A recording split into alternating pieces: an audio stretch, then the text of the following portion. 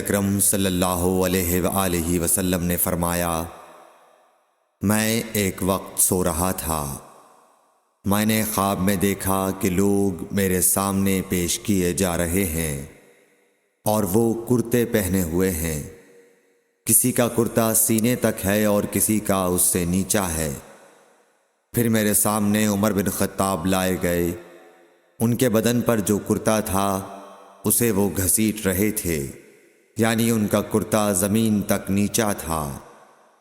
صحابہ رضی اللہ تعالی عنہ نے پوچھا کہ یا رسول اللہ اس کی کیا تعبیر ہے؟